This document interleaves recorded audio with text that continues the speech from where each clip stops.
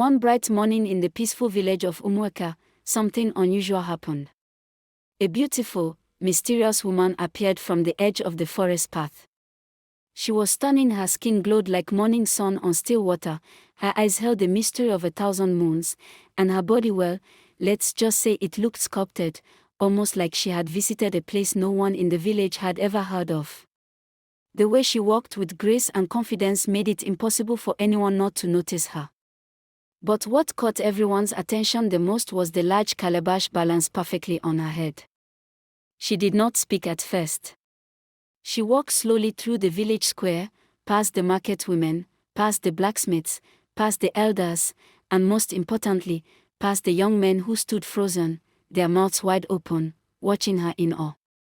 Later that day, she returned to the village square, where the entire village had gathered, and for the first time, she spoke. Her voice was calm and sweet like a lullaby. "I have come to choose a husband," she announced, "but only the man whose stone can bring down this calabash from my head shall be worthy. If the calabash touches the ground, I will marry that man willingly." The village erupted into murmurs. The young men quickly grabbed stones and began to throw. One by one, strong hunters, warriors, and even the chief's sons took their shots. Some stones passed through the calabash like smoke. Others hit it but bounced away like rubber. No matter how hard they tried, none could bring the calabash down. Not far from the village square, in a small compound near the forest, lived a young man named Obinna. He was not rich. He was not a warrior. But he was known for his kindness and humility. He farmed daily to support his aging mother, Mama Ijeoma, and always returned from the bush with firewood balanced on his strong shoulders. That morning, like every other, Obinna had gone to the farm before sunrise. Now he was at home, in the kitchen, helping his mother roast yams.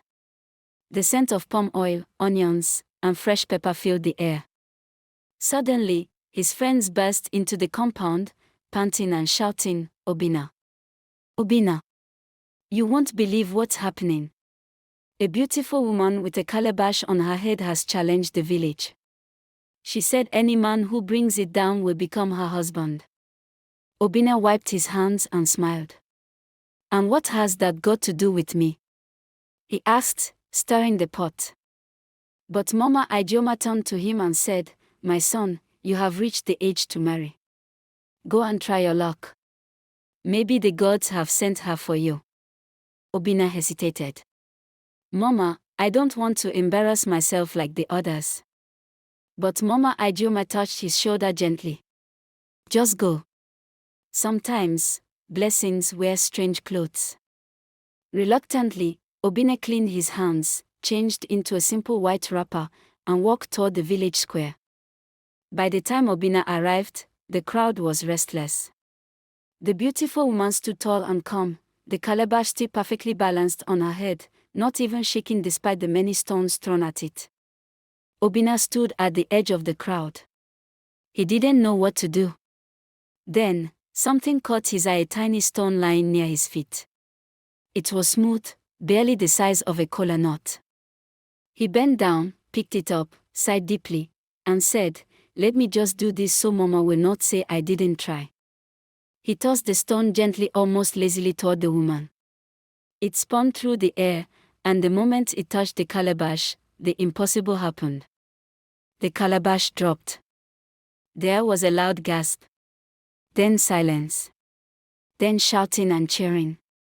The mysterious woman smiled, stepped forward, and embraced Obinna. "You are the one," she whispered. The crowd erupted in joy, clapping and chanting his name. Obinna was stunned. He didn't understand what just happened. He took her hand, and together they walked back to his house. When they arrived, Mama Ijeoma came out, squinting in the afternoon sun. "My son, who is this beautiful woman?" she asked, surprised. Obinna smiled and said, "Mama, this is my wife." Mama Ijeoma held her hands to her chest and whispered, Wonders shall never end." But little did they know, the real mystery was only just beginning. That night, the moon was full and bright, casting silver shadows across the compound. After supper, hot yam porridge and fresh vegetables. Obinna, his bride, and Mama Ijeoma sat outside on their wooden bench to enjoy the cool evening breeze. The air was calm, the crickets sang, and the stars twinkled above like silent watchers. Mama Ijeoma, always the curious one, smiled at the quiet, graceful woman sitting beside her son. "My daughter," she asked kindly, "you have blessed our home with your presence. But what is your name, and where do you come from?" The woman looked up slowly, her lips curled into a soft smile. Her eyes, deep and unreadable, glistened in the moonlight. "My name is Marima," she said. "I come from a faraway land. A place between rivers and mountains. A place people no longer speak of." There was something haunting in her voice, something ancient. Mama paused for a moment, a flicker of doubt crossing her face. But then she waved it off with a small laugh. "And as long as you bring peace to my son, I welcome you with both hands." They continued talking, mostly Mama telling stories of Obinna as a child. Marima listened, her smile never leaving her lips, though her eyes seemed distant. Soon, they all went to bed. Obinna slept deeply, comforted by his long day and new wife. But Marima stayed awake, her eyes open, glowing faintly in the dark. At dawn, as the cock crowed, Obinna rose to prepare for the farm. As usual, he tied his wrapper, fetched his cutlass, and packed some leftover food for lunch. To his surprise, Marima was already awake, her wrapper neatly tied and a woven basket in hand. "I will follow you to the farm," she said sweetly. Obinna raised a brow. "Are you sure? It's a long walk. The sun can be harsh." Before he could say more, Mama Ijeoma came out, adjusting her headscarf. "Marima, my daughter, you just got married. Rest today. Let Obinna go alone." But Marima shook her head. "I insist. I want to see where my husband works. I want to help." There was something firm in her voice, and Mama Ijeoma, though uneasy, said nothing more. So the three of them, Obinna, Marima, and Mama Ijeoma, set off toward the farm. Birds chirped along the forest path, the air smelled of morning dew, and the ground was still soft beneath their feet.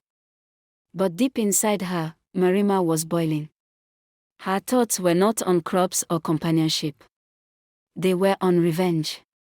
The journey to the farm was quiet. Birds chirped overhead, and the leaves danced gently in the wind, but there was an unsettling stillness in the air. Obinna hummed softly, unaware of the storm that walked beside him. Marima said little, her eyes constantly scanning the trees, as if waiting or listening. When they arrived at the farm, Mama Ijeoma sat under the shade of an udala tree to rest while Obinna began to clear some weeds. Marima stood beside a patch of cassava, staring deeply at the ground, her hands gripping her basket tightly. Then it happened, the wind changed. A sudden breeze swept through the farm, stronger and colder than before. The trees rustled violently, and a strange sound followed, a low humming, almost like a chant. Obinna paused, raising his head. "Did you hear that?" Marima smiled. "It's nothing. Just the wind." But Mama Ijeoma, sitting quietly, frowned. "That wind, it feels strange. Like it's calling someone." Obinna and Marima walked side by side. At one point, he cut open a ripe pawpaw to eat, and to his horror, the inside was black, completely rotten and filled with crawling white worms. He stepped back, confused. "This fruit came from the same tree I always harvest from." Marima laughed softly. "Not everything is as it seems, my husband." He turned to Marima, who was now humming a song. A song that sounded oddly familiar. A song from his childhood, one he hadn't heard in years. He frowned. "Where did you learn that song?" She turned slowly, her smile wide but empty. "I've always known it. Haven't you?" A chill ran down his spine. He couldn't explain it, but something inside him stirred a memory buried deep, trying to claw its way back. That night, back home, Obinna slept restlessly. He found himself standing in a dark forest, surrounded by mist. He heard laughter familiar and cruel and saw a young girl, crying, holding a calabash of food. A group of boys stood around her, mocking her. Then he saw himself among them, laughing. He turned away in shame, but when he looked again, the girl was gone. In her place stood Marima, her eyes burning red. "You forgot me," she said, her voice echoing in the dark. "But I did not forget you." He woke up with a shout, covered in sweat, heart pounding. The next morning, Obinna woke up with a heavy heart. The dream from the night before clung to his skin like morning dew, chilling and uncomfortable. He sat on his bamboo bed, staring at the wall as the cock crowed again. Beside him, Marima still lay quietly, her back turned to him.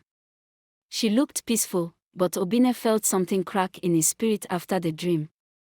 A small voice inside him whispered, "That girl in your dream, it was her." He quietly got up and walked out into the compound. Mama Ijeoma was already awake, sweeping the yard. She looked up and noticed his troubled face. "My son, you didn't sleep well." Obinna hesitated. "Mama, have you ever had a dream that feels more like a memory?" She paused, leaning on her broom. "Dreams are messages. Sometimes, from the spirits. Sometimes, from the past." "What did you see?" Obinna didn't answer. Instead, he went to the back of the house where the stream passed and sat there for a long time, watching the water ripple. That was when it happened.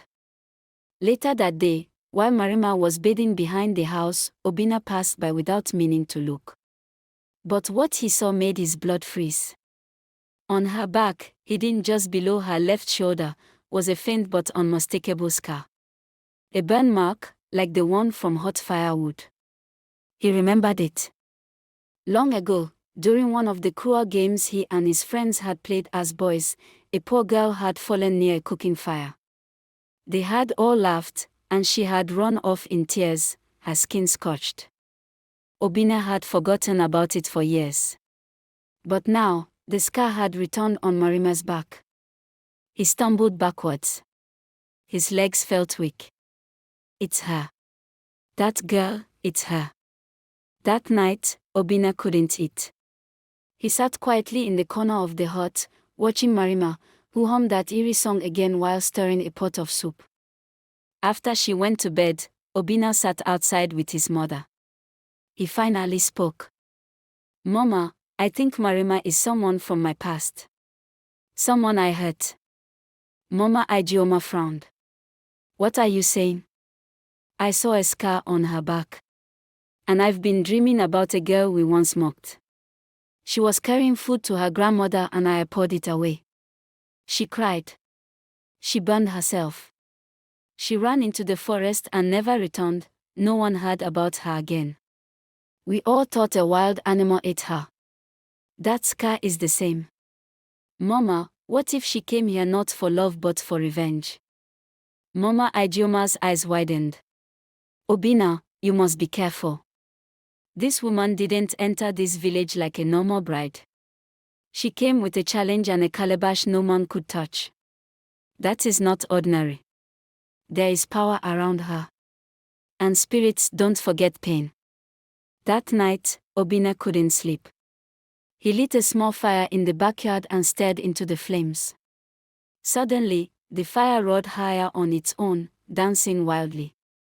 That same night, while Obinna stared into the fire, Marima stood by the window of their hut, the moonlight bathing her in silver. She stared into the sky, unmoving. Behind her beauty lay a storm that had never settled. She remembered everything. Long ago, she lived with her poor mother in a small, quiet village of Umuaka. She was not born Marima. That name was chosen the night she decided to return to the land of her pain. In her former life, she was simply Nkemdelai, a quiet, poor girl who lived with her mother at the edge of Umuaka. She was mocked, shamed, and humiliated. The worst wound came from Obinna, her husband, a boy she had secretly admired years ago.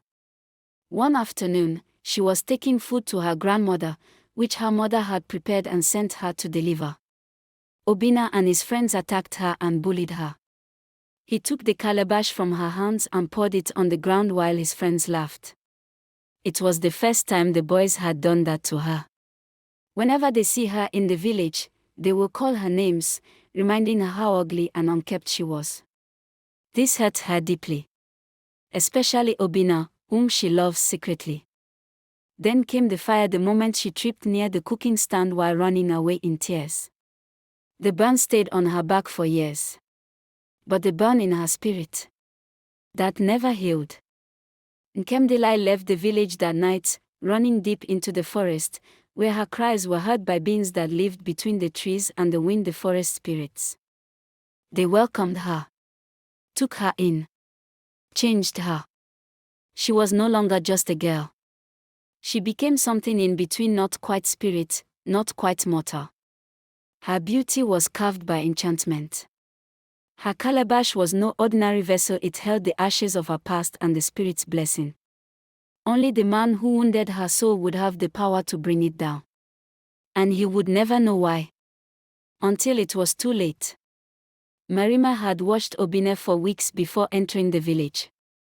She saw the way he cared for his mother, the way he laughed with his friends, the way he lived in peace as if the past never existed. That peace was what she came to destroy. But something unexpected had begun to stir. That afternoon at the farm, when Obinna helped her gently over a patch of thorns and offered her water, her chest had tightened. When he called her "my wife" with a soft smile, it shook something buried deep. "No," she whispered to herself now, pressing a palm to her chest. "Do not forget what he did to you." He laughed. "He watched you cry." But revenge had become confusing. Each day, Obinna's kindness chipped at the stone wall she had built around her heart. His gentleness was not what she remembered. His voice no longer sounded like the cruel boy from the past. Could people change? Had he truly forgotten, or had he grown into someone else entirely? Marima turned from the window and walked to the center of the room. Slowly, she opened her calabash. Inside, swirling mist and soft, golden light flickered. Within it, the faces of her past Obinna, his friends, her grandmother, her childhood tears floated like memories trapped in water. She touched the mist, and it whispered. Decide. Love or vengeance? One would destroy the other. She closed the calabash with trembling hands. For the first time since she returned, she felt unsure.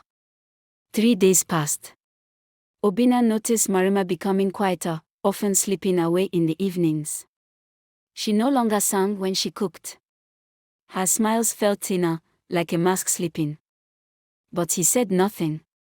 He had seen the scar. He had seen the fire's warning. And he knew something was coming. That night, the sky was darker than usual. Even the moon hid behind a thick blanket of clouds. Marima stood over the sleeping Obinna. She wanted to finish his quest for revenge, to end him. Her heart pounded. Tears welled in her eyes, but she did not wipe them. "This is justice," she whispered. "You broke me. You laughed when I cried. You mocked my love. And now, you sleep peacefully as if nothing happened." She leaned closer. Obinna stirred and murmured something, his voice cracked with sleep. "Nkem, I'm sorry." Marima froze. Her hand trembled violently. "What did you say?" Obinna turned, still asleep, whispering again. "Forgive me, I didn't know I hurt you. I was just a boy." She stumbled backward, her chest heaving. The spirits had told her this day would come. They warned her. Do not look into his eyes when the time comes. Do not listen to his voice. But she had looked. She had listened. Marima ran out of the hut, into the night, barefoot and gasping. She didn't notice the thorns tearing at her legs. She ran to the edge of the forest, to the place where the old trees whispered her name. There, in the clearing, she fell to her knees. "Why am I weak?" she cried. "Why can't I do it?" The mist inside the calabash swirled violently. The spirits' voices rose in fury. "You made a pact, Marima. You were chosen for justice, not mercy. Complete the vow or we will complete it for you," she screamed, clutching her head. The scar on her back burned again as if fire had returned to her flesh. She had to choose revenge or redemption. One would save her soul. The other would satisfy the spirits. Obinna sat up in bed, sweat trickling down his neck. The chill in the air had teeth. Something had woken him, a sound, a presence. He looked around. He did not see Marima. He stood slowly, walked to the doorway, and peered outside. The compound was empty. But faint footprints marked the soft earth, leading into the forest path. She had run. Kneeling before the open calabash, her shoulders shaking, her voice barely above a whisper. I tried to do it. But I couldn't."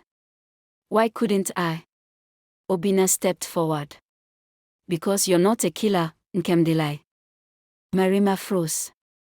The name cut through the wind like a blade. She turned slowly, her eyes wide, filled with sorrow and fear. She didn't speak. Her lips trembled. The air between them grew heavy. "I know who you are now," he continued. "I remember the scar. I remember that day. I was a stupid boy. I laughed when I should have stood up for you. I mocked you. I watched you run away. I've lived my life as though it never happened, but it did. And I am sorry. Truly sorry." Marima stood, her face streaked with tears. "Do you think sorry will undo the years I spent alone? The years I cried to the moon, with no one to hold me? The spirits gave me a new name, a new face, but the pain stayed. I carried it like a second skin." Obinna stepped closer. "Then let me carry some of it now. If taking my life will give you peace, I won't stop you." The forest fell into a deep silence. Even the wind paused. "I came to destroy you. But now I fear I've destroyed myself." Her knees buckled, and Obinna caught her in his arms. Suddenly, the ground beneath them shook. The trees groaned and twisted as a violent wind swept through the clearing. The calabash on the ground burst open, releasing a swirl of angry mist. The spirits were enraged. "You disobeyed. You betrayed the pact. Mercy was not yours to give." From the mist, ghostly shapes formed, figures with hollow eyes and whispering mouths. They moved toward Marima. Obinna stood between them and her. "Take me if you must, but leave her alone," he shouted.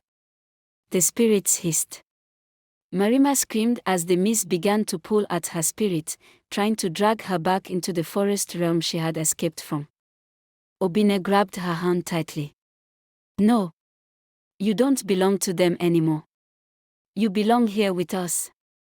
Suddenly, from the path behind them, Mama Ijeoma appeared, holding a calabash filled with palm oil, kola nuts, and white chalk. Her voice rang with power as she began to chant. "O ancestors, we call upon you to break this bond. Let the child return home." A burst of light exploded from her calabash, and the spirits shrieked as they vanished into the trees. The mist retreated. The forest grew still. Marima collapsed into Obinna's arms, breathless. The bond had been broken. The sun rose slowly over the village of Umuaka, casting golden light on rooftops still glistening with dew. But in Obinna's compound, it marked something more, a rebirth. Marima lay quietly beside the hearth, wrapped in a soft wrapper Mama Ijeoma had given her. Her face, once taut with secrets and sorrow, now looked peaceful, as if she had finally exhaled years of pain.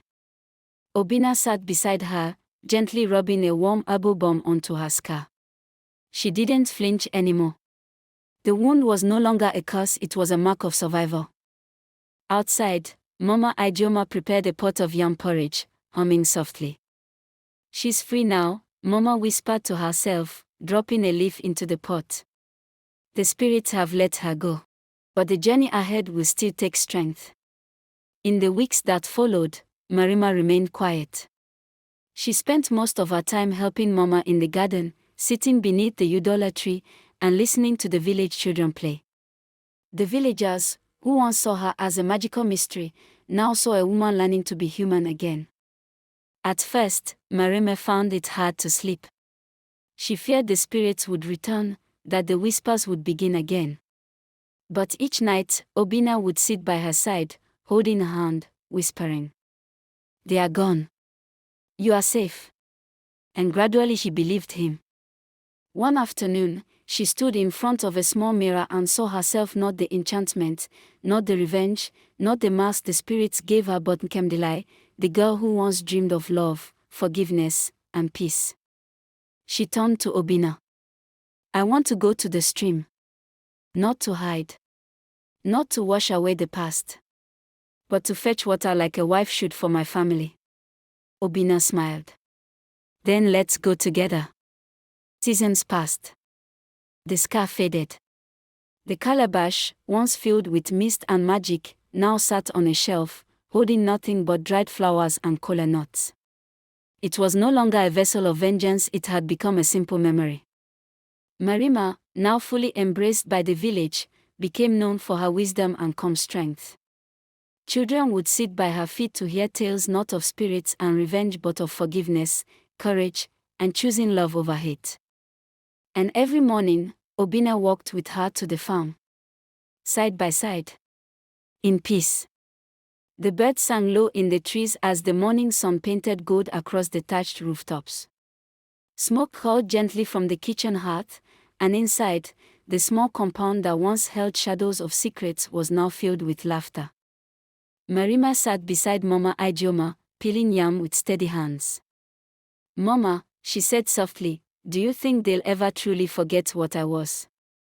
Mama looked at her, wiped her hands on her wrapper, and smiled. "Forget? Maybe not.